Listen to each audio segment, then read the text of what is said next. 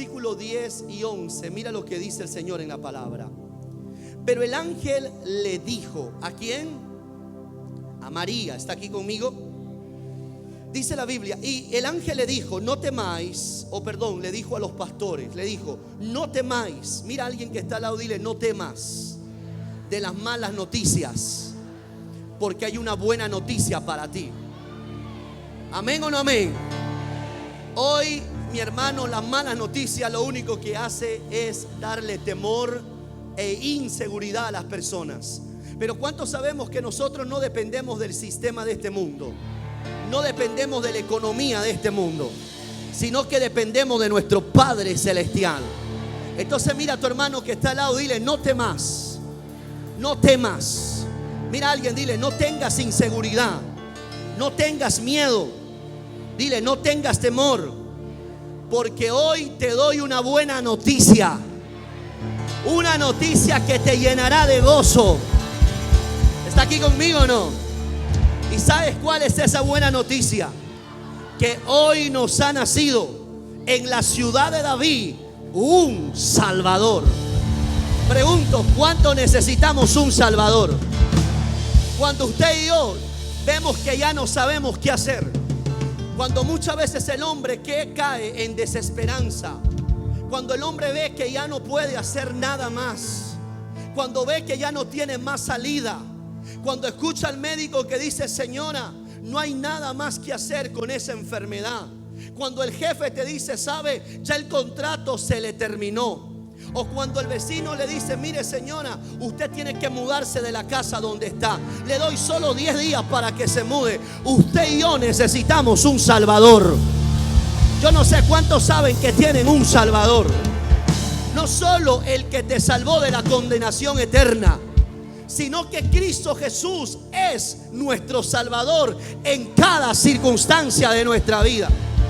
Por eso que Él es el que tiene la última palabra. ¿Cuántos saben? Dile a alguien que está al lado, dile, si no tienes un Salvador, pues hoy te tengo una buena noticia. Jesús de Nazaret es nuestro Salvador. Ahora usted dirá, pero ¿cómo es eso? En ese tiempo, en el contexto en el que ellos vivían, necesitaban un Salvador. La gente vivía en inseguridad, vivían en temor, porque ellos eran oprimidos de alguna u otra manera por el sistema religioso y político en el que vivían en ese tiempo.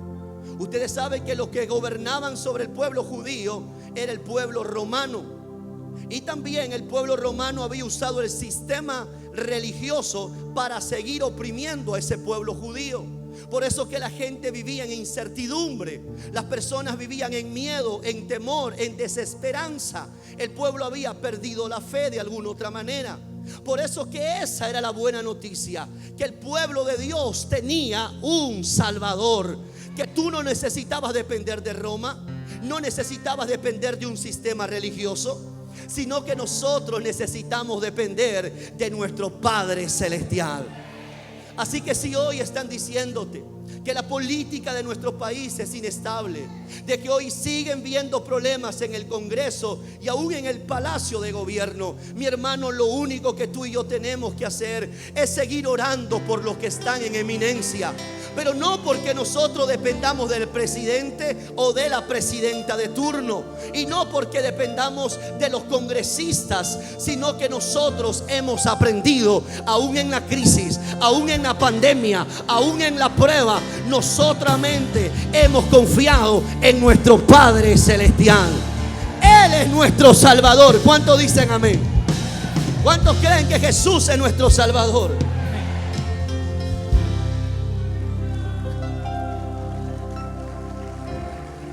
Aleluya. Ahora, usted y yo sabemos que Jesús no nació un 25 de diciembre. Usted y yo sabemos que lo importante no es la fecha en el que haya nacido. Hoy la gente está celebrando a Jesucristo, mi hermano, sin siquiera haber conocido a Jesús de Nazaret. Por eso que no hay nada más triste que celebrar la Navidad sin Jesucristo. Imagínese que a usted le inviten a un cumpleaños y el dueño del cumpleaños nunca llega. ¿Cómo usted puede celebrar el cumpleaños de alguien que le invitó a usted y a mí y no llega el cumpleañero? Eso es lo que pasa con muchas personas. La gente piensa que celebrar la Navidad tiene que ver con los árboles bonitos que armamos, o con los regalos que ponemos debajo del árbol, o con la comida que vamos a compartir, o con el dinero que podamos recibir en esas fechas. La Navidad no tiene que ver nada con esos asuntos. Yo sé que es hermoso armar un árbol, sé que es bello compartir en familia, pero el centro de la Navidad es nuestro Señor Jesucristo. Es fácil darse cuenta quién realmente sabe qué es la Navidad y qué no es la Navidad, porque muchos toman como argumento, como excusa la Navidad para celebrar algo que nada tiene que ver con la Navidad. Por eso que usted va a ver desde el día de ayer hasta ahora en la mañana gente que está emborrachándose, personas que siguen bailando hasta muy tarde de la hora, y usted dice, ¿qué celebran? Porque el centro de la Navidad es Jesús. Nosotros a quien celebramos en Navidad es a Jesucristo. Por eso que lo que hoy celebran mucho no es a Jesús, sino que celebran la tradición. Y la tradición no tiene nada que ver con nuestro Señor Jesucristo. Es diferente ver una familia que sabe que la Navidad tiene que ver con Jesús, sabe que celebrar a nuestro Señor Jesucristo, sabe que Él es la persona más importante en esa noche, que sin su presencia nada tendría sentido. Yo siempre he dicho, estos cultos no tendría sentido si Dios no estuviera aquí. La Navidad no tiene sentido si tu familia no tiene a Jesús. ¿Cómo recibir a nuestros parientes? ¿Cómo recibir a nuestras amistades en casa si ellos no han recibido el regalo más importante, que es a Jesucristo? Yo creo que la entrada a la fiesta tiene que ser llevar a Jesús en su corazón. No puedes celebrar si no tienes a Jesús. ¿Cómo quieres entrar y celebrar si no tienes a Jesús en tu vida? Usted tiene que celebrar realmente el verdadero motivo de la Navidad. Y la pregunta es, ¿a qué vino Jesús? ¿Sabe a qué vino nuestro Señor Jesucristo? A reconciliar a este mundo perdido con nuestro Padre Celestial. En otras palabras, a que el mundo entero sea perdonado y redimido por nuestro Padre Celestial. Por eso que la Navidad tiene que ver con perdón. No podemos celebrar la Navidad con un corazón amargado, con un corazón lleno de resentimiento, lleno de odio, lleno de amargura, llena de falta de perdón. Es como que estás en contra de la Navidad. La Navidad te permite que tengas la oportunidad de recibir perdón y de dar perdón a los que lastimaste y a los que también te lastimaron a ti. Yo no sé quién está aquí conmigo.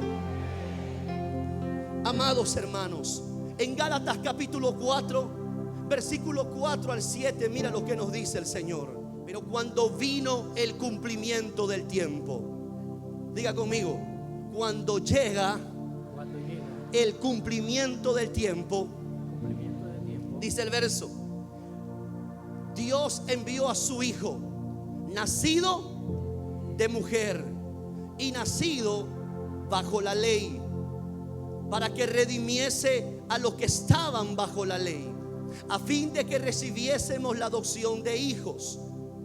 Y por cuanto sois hijos, Dios envió a vuestros corazones el Espíritu de su Hijo, el cual clama, Abba, Padre. ¿Está aquí conmigo? Vamos a desglosar estos versos bíblicos. Mire lo que dice el versículo 4. Vamos a empezar en el versículo número 4. Pero cuando vino el cumplimiento del tiempo. ¿Sabe por qué es importante eso? Porque para nuestro Dios todo tiene su tiempo. No hay nada que sucede en nuestra vida que esté fuera del tiempo de Dios. Dios nunca hace las cosas por adelantado, ni nunca hace Dios las cosas en atraso. Siempre Dios hace las cosas en su debido momento. Por eso que el tiempo de Dios es lo que a usted y a mí nos bendice. A veces nosotros nos llenamos de ansiedad y decimos: Señor, yo quiero que tú hagas esto ahora. Yo quiero que cambies a mi esposo ahora. Quiero que toda mi familia llegue a la iglesia ahora. Pero el Señor te dice: ¿sabes? El tiempo yo lo voy a determinar. Solo tú sigues sirviéndome. Solo tú sigues perseverando. Solo tú mantén tu mirada en Cristo Jesús. Y yo sé cuándo va a llegar el tiempo en el que tú y tu casa estén en la iglesia del Señor. Yo no sé cuántos dicen amén en esta hora. ¿Y sabes por qué Dios pone el tiempo? Porque cuando Él hace algo, Él no lo hace mediocre. Cuando Dios hace algo, lo hace bien. Por eso que todo lo bueno toma tiempo. Todo lo bueno que va a permanecer con el tiempo tiene un proceso de duración. Por eso que el tiempo de Dios es perfecto. Todo en el tiempo de Dios, mi hermano, nos va a bendecir. La Biblia dice que nuestro Salvador tenía que llegar en el tiempo propicio, en el tiempo correcto. Por eso dice el Señor: cuando vino el cumplimiento del tiempo. Dios envió a su Hijo, nacido de mujer. Ahora usted dirá: ¿por qué es importante nacido de mujer? Si todos hemos nacido de una mujer. Lo que pasa es que aquí se estaba cumpliendo lo que se había declarado ya en el Antiguo Testamento. Usted y yo sabemos que cuando vamos al libro de Génesis, vemos que en el capítulo 1 y el capítulo 2 vemos que el Señor crea el mundo y también crea al ser humano. Pero en el capítulo 3 el Señor le da un mandamiento al hombre y a la mujer, solo uno, y le dice: de todos los árboles podrás comer, menos del árbol de la ciencia, ni del bien ni del mal, porque el día que de él comas, ciertamente morirás. ¿Está aquí conmigo? Ese fue el único mandamiento que el Señor le dio a Adán y a Eva. Pero usted y yo sabemos que la serpiente era astuta entre todos los animales de la tierra. Y era que la serpiente había sido poseída por Satanás, el diablo, y que Dios lo reprenda de este lugar en el nombre de Jesús. Había tomado posesión de ese animal y había influenciado en ese animal para llegar a la mujer, para llegar a aquella ayuda idónea que Dios había puesto en el hombre. Y en el capítulo 3 vemos cómo la serpiente influencia en la mujer para traer la caída de la humanidad. Esto es tremendo, porque en Génesis 3 versículo 6 vemos que la mujer es el instrumento que Satanás usa para traer la caída del hombre y de la humanidad entera. Pero usted sabe que la historia no terminó ahí, sino que versículos más adelante, en el 6, el ser humano cae en condenación.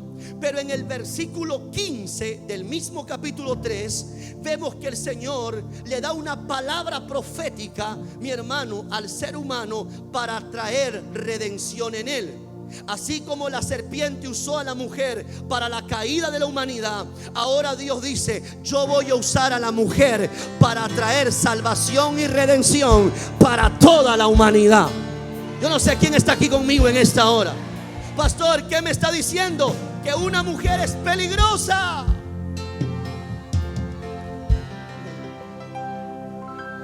Mira, ni una mujer me dice amén ni aleluya ni nada. Una mujer fue usada para la caída del hombre, pero también una mujer puede ser usada para redimir a la humanidad. Se da cuenta que una mujer es peligrosa tanto para el reino de Dios como para el reino de las tinieblas. Ahora entiende por qué la Biblia dice que la mujer sabia edifica su casa, pero la necia con sus manos la destruye. Y ese es el poder que Dios le da a una mujer. Cuando una mujer es usada por Dios, es capaz de ser usada para traer redención, para traer cambio, para traer prosperidad, para traer bendición. ¿Cuántas mujeres pueden decir amén en esta hora? Yo declaro que en el 2023 Dios va a usar a la mujer de una manera gloriosa y poderosa en esta casa. Por eso que el libro de Gálatas dice que la mujer dice que la simiente, ¿verdad? Dice que Dios usaría a la mujer para traer redención. Mira lo que dice en el versículo 15: y pondré enemistad entre ti y la mujer, y entre tu simiente y la simiente suya. Esta te herirá en el calcañar, esto es en el talón, y tú le herirás en la cabeza. En otra traducción dice: y le aplastarás la cabeza. ¿Quién, pastor? La simiente de la mujer. Este capítulo y versículo se cumple en Gálatas capítulo 4, versículo 4. Regresemos al 4:4. Mire cuántos años habían pasado. ¿Está aquí conmigo? Miles de años. Por eso dice: el nacido de mujer, nacido bajo la ley. ¿Está aquí conmigo? ¿Quién es la simiente de la mujer? Estamos hablando de nuestro Señor Jesucristo. La simiente de la mujer es el Salvador del mundo. Esa simiente le pisaría la cabeza a Satanás, quitándole toda autoridad que el diablo tenía contra la humanidad.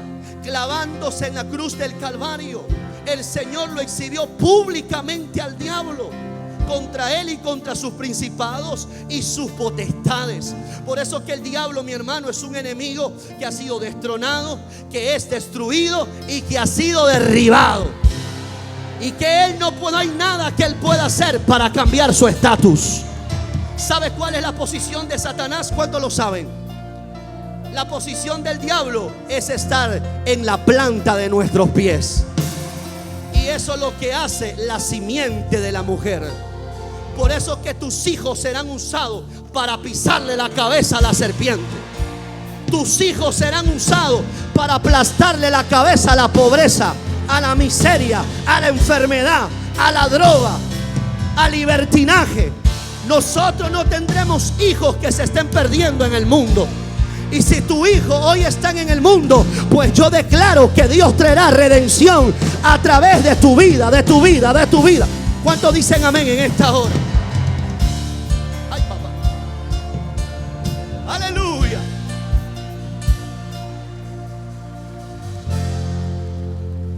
Versículo 5. ¿Alguien está aprendiendo algo? Ya se fue. Mire lo que dice: nacido de mujer. ¿Para qué? Para que redimiese a los que estaban bajo la ley, a fin de que recibiésemos la adopción de hijos de Dios. ¿Sabe que aquí hay una gran confusión en muchas personas? Todos los seres humanos piensan y creen que todos somos hijos de Dios. Y sabe, no todos somos hijos de Dios. ¿Me está escuchando? Todos somos creación del Señor. En Génesis capítulo 2 nos enseña que el Señor creó al hombre del polvo de la tierra y sopló sobre él y puso aliento de vida, y usó al hombre para que de su costilla formara a la mujer. Nosotros somos creación de nuestro Padre Celestial, pero no es que seamos sus hijos. Por eso que la Biblia dice en en Juan capítulo 1, versículo 11 y 12, la Biblia nos enseña que Jesús a los suyos vino. ¿Y por qué dice en el versículo 11 que a los suyos vino? Porque nosotros le pertenecemos a Dios por creación. ¿Está aquí conmigo? Pero esta palabra estaba dirigida, ¿sabe a quién? Al pueblo judío inicialmente. ¿Está aquí conmigo? Por eso el Señor dice: yo vine a este pueblo judío, pero ellos no me recibieron. Por eso que gracias a ellos, escuche bien, nosotros podemos recibir salvación. Porque la salvación primero era para los judíos, pero luego la salvación es dado a los gentiles. ¿Y quiénes son gentiles? Los que no son judíos. A eso se le llama la gracia de Dios. Porque a usted y a mí no nos pertenecía la salvación, sino al pueblo judío. Pero ya que ellos no le recibieron y no creyeron en su nombre, usted sabe que hasta el día de hoy usted va a Israel y hay gente que no cree en Jesús como el Mesías. Hay israelitas que no creen en Jesús como el Salvador del mundo. Ellos aún están esperando al Mesías, cuando ya el Mesías ya vino la primera vez para redimir a la humanidad. Nosotros esperamos la segunda venida de Jesús. Pero muchos del pueblo judío no creen en eso. Ellos dicen que Jesús es un profeta más. Por eso que en el versículo 11 dice: a los suyos vino y los suyos no le recibieron. Y ahí viene nosotros: mas a los que creen en su nombre. ¿Está aquí conmigo? Mas a todos, ahí está el versículo 12. Mas a todos los que le recibieron. ¿Dónde están los todos? Levante la mano. Porque siempre lo que alguien desprecia, siempre habrá alguien que Dios use para darle valor. ¿Amén o no amén? Si alguien no te aprecia, siempre habrá alguien que te valore, quien te honre y quien te aprecie. Por eso dice: mas a todos los que le recibieron, a los que creen en su nombre, les dio la potestad, esto es el derecho, la autoridad de ser hechos hijos de Dios. ¿Está aquí conmigo o no? Vamos de nuevo a Gálatas 4, versículo 5, donde nos quedamos. Entonces nosotros nos hacemos hijos de Dios cuando aceptamos a Jesús como el Señor y Salvador de nuestra vida. Por eso el versículo 5 dice que hemos sido adoptados como hijos de Dios.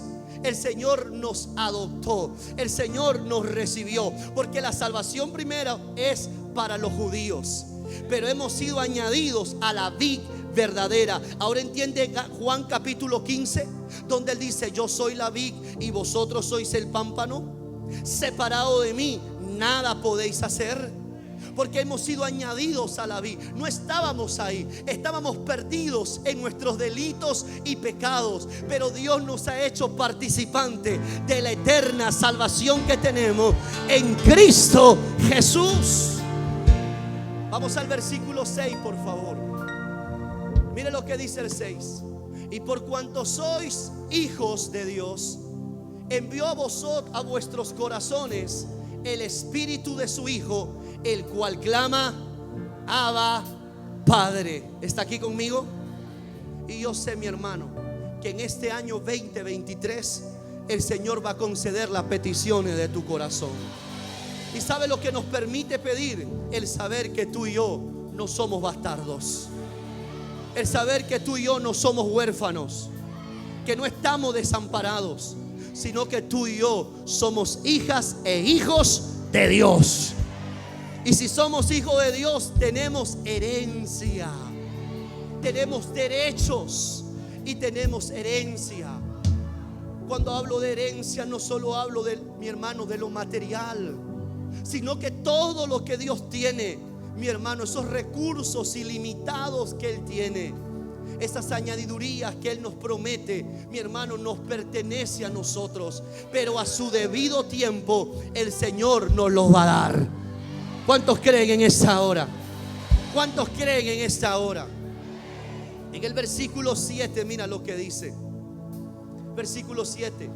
Así que ya no eres esclavo. Así que ya no eres esclavo, sino hijo. Y si hijo, también heredero de Dios por medio de Cristo Jesús. ¿Sabes por qué la Biblia dice que ya no somos esclavos? Porque esa era la condición del hombre antes que viniera Cristo. Esa era la condición de nosotros antes que viniéramos a ser hechos hijos de Dios. ¿Sabe quién es un esclavo? Es una persona que en algún momento fue comprada por algo o por alguien. ¿Usted se acuerda de José? Cuando sus hermanos lo vendieron y José llegó a la casa de Potifar. La Biblia dice que Potifar lo convirtió en el sirviente de su casa. José no tenía derecho a nada. Él era el sacerdote de su casa. Él era esclavo de su casa. No hay nada que podría hacer José para recibir herencia de Potifar. Así nosotros también éramos esclavos. Pero esclavos ¿de qué éramos, pastor? ¿Sabe de qué éramos esclavos? Mire lo que dice la Biblia en Juan capítulo 8, versículo 34. Y Jesús le respondió: de cierto os digo, que todo aquel que hace pecado es esclavo del pecado. Y esa era la condición que tú y yo teníamos. Éramos esclavos del pecado. Por eso que muchas veces, por más que hemos querido cambiar, por más que hemos querido hacer lo bueno, lo correcto, mi hermano, teníamos una naturaleza pecaminosa. Éramos adictos del pecado, éramos esclavos del pecado. Por eso que nuestro cambio, mi hermano, era solamente por temporadas. Cambiaba una semana, cambiaba un mes, cambiaba 3 meses, pero nuevamente caíamos en el pecado. ¿Por qué, pastor? Porque éramos esclavos del pecado. La única manera de sacar a alguien de la esclavitud es que venga alguien mayor al que un día te compró y que te diga: yo voy a comprar a ese esclavo. Y ahora ya no será esclavo del pecado, ahora será esclavo de Jesucristo. ¿Cuántos dicen amén en esta hora? Por eso que tú y yo no valíamos nada. Nadie daba un sol por mí ni por ti. No, parece que usted no cree eso. ¿Cuántos creen que nuestra vida allá arriba no tenía sentido? Que nuestra vida no tenía valor alguno.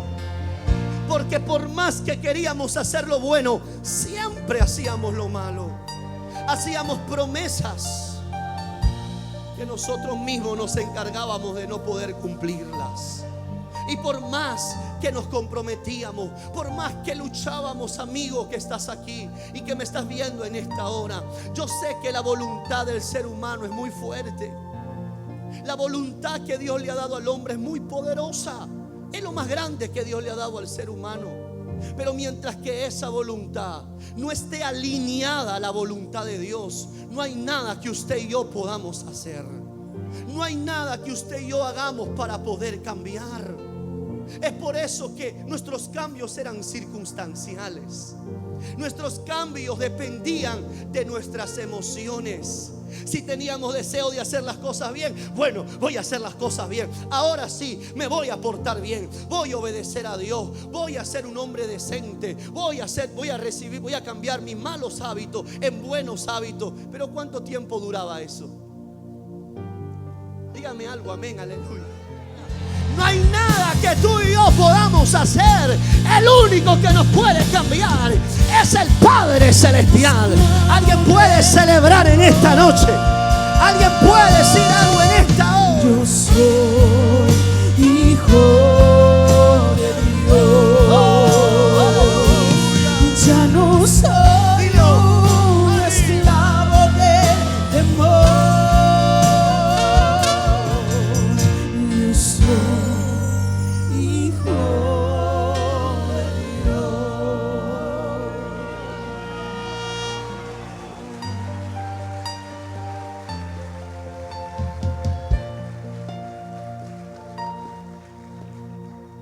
Mira a alguien que está al lado. Ya no soy esclavo del pecado. Ya no soy esclavo del pecado. Por eso que ya el pecado no se enseñorea de nosotros.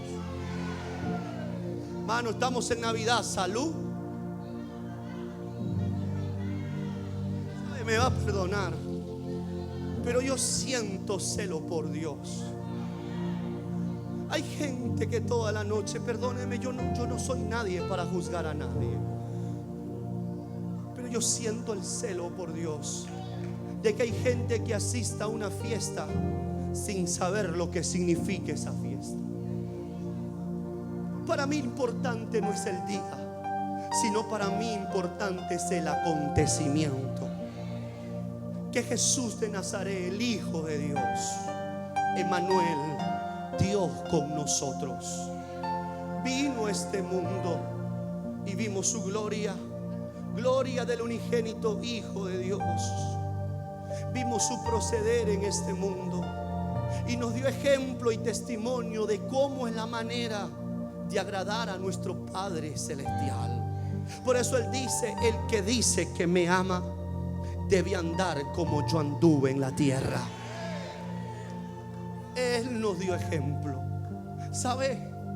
Yo sigo siendo esclavo,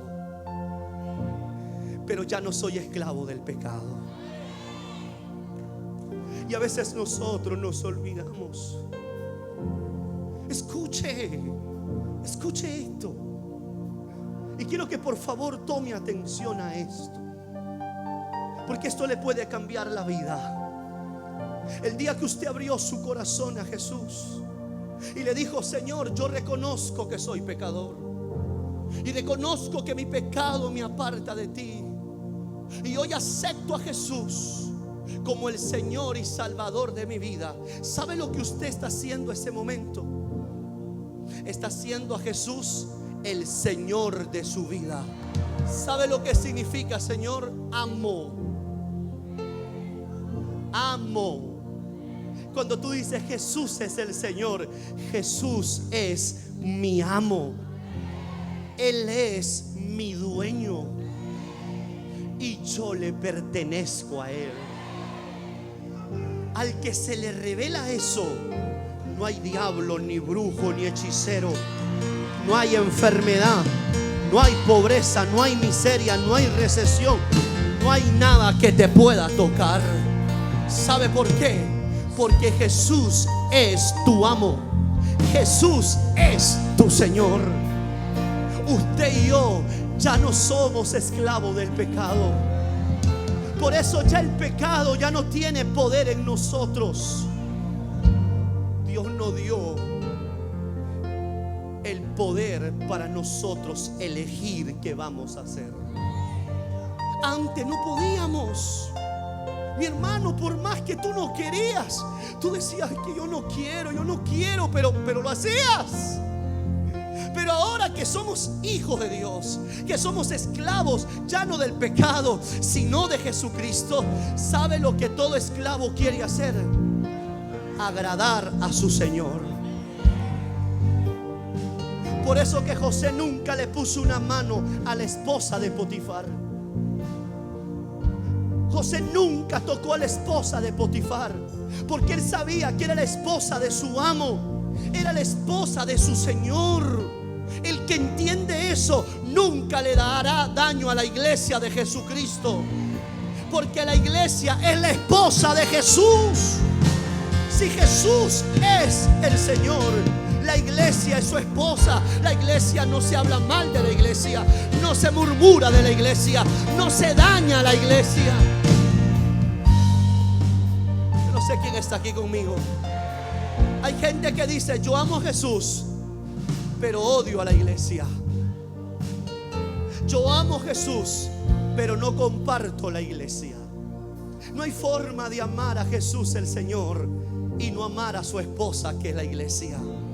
Si Jesús es tu Señor, es porque tú reconoces que yo soy esclavo de Jesús.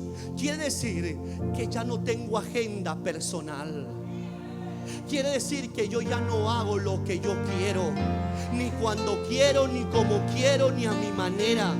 Porque eso yo lo hacía cuando yo estaba como esclavo del pecado y del mundo. Pero ahora que soy esclavo de Jesucristo, ya no hago las cosas ni cuando quiero, ni como quiero, ni a mi manera, sino que sabe lo que yo digo: Señor, ¿será tu voluntad que yo haga eso? ¿Será que a ti te agrade que yo haga eso? Señor, yo quiero que tú me digas qué quieres que yo haga, porque todo hijo busca agradar a su padre. Yo no sé quién está aquí conmigo en esta hora. Alguien puede decir aleluya, amén. ¿Cuántos son esclavos de Jesucristo? ¿Cuántos son esclavos de su Señor Jesucristo? Diga amén, celebre, aleluya. Hijo de Dios.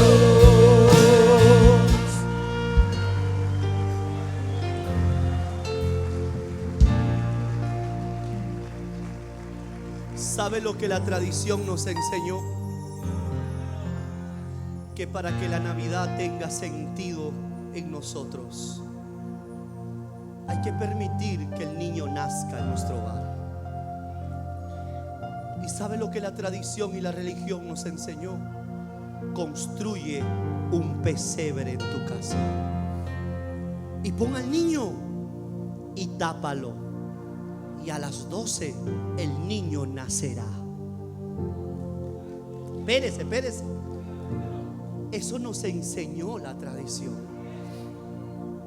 pero no nos enseñó realmente lo que representa eso. Amados, no hay que recordar solo el hecho de que el Hijo de Dios vino a este mundo y que nació, sino que tenemos que recordar lo que eso produjo en la vida del ser humano. ¿De qué vale que nosotros pongamos un pesebre? ¿De qué vale que nosotros tapemos y destapemos al niño si ese niño aún no ha nacido en nuestro corazón? ¿Sabe cuál es el pesebre? Es el corazón del hombre. El pesebre representa el corazón del ser humano, donde en muchos de nosotros Jesús aún no ha nacido. Jesús no está en muchos de nuestros corazones. ¿De qué vale que hagamos y cumplamos la tradición cuando estamos viendo que nuestras familias, que nuestros familiares, aún ellos siguen siendo esclavos del pecado? Aún ellos siguen viviendo una vida, mi hermano, en perdición, haciendo lo malo en su vida. Nosotros, el celebrar la Navidad, nos lleva a recordar para qué Jesús vino a este mundo. Recordar que Jesús vino a este mundo para reconciliar al hombre para con Dios. Tenemos que hacer que en el pesebre de cada persona se encuentre Jesús de Nazaret. Ese es celebrar la Navidad. Porque cuando Jesús llega al corazón de una persona, ¿sabe lo que sucede? Hay un antes y un después. Usted sabe que el día que Jesús nació empezó una nueva temporada, un nuevo tiempo. El nacimiento de Jesús cambió todo en la humanidad. Por eso que decimos antes de Cristo y después de Cristo. Porque la llegada de Jesús, el Hijo de Dios, a este mundo lo cambia todo. Y es lo que pasa con toda persona que Jesús nace en su corazón, que Jesús viene a su corazón. ¿Sabe lo que hace? Que esa persona sea la que pueda nacer de nuevo. Cuando Jesús viene al corazón de alguien, esa persona experimenta lo que nosotros llamamos el nuevo nacimiento. ¿Y de qué nuevo nacimiento me habla, pastor? Del nacimiento en el Espíritu. La palabra del Señor nos enseña que todo aquel que cree en el corazón y confiesa con su boca que Jesús es el Señor, que dice la Biblia, será salvo.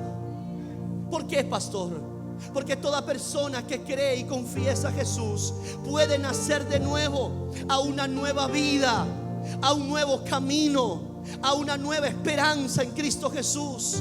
El Señor no quiere que sigamos lo mismo que éramos antes. El Señor quiere que seamos nuevas personas, que seamos familias diferentes, que seamos una iglesia distinta. Por eso la Navidad es importante, porque creemos que nos marca un nuevo tiempo, una nueva temporada. Este árbol no tiene sentido, estos regalos no tienen importancia. Una cena, mi hermano, deliciosa en casa no tiene importancia si a los que yo recibo en mi casa, a los que invito en mi casa, no se llevan el más grande regalo que puede recibir todo hombre y toda mujer, y ese se llama Jesús de Nazaret. ¿Alguien puede decir amén en esta hora? Jesús dijo: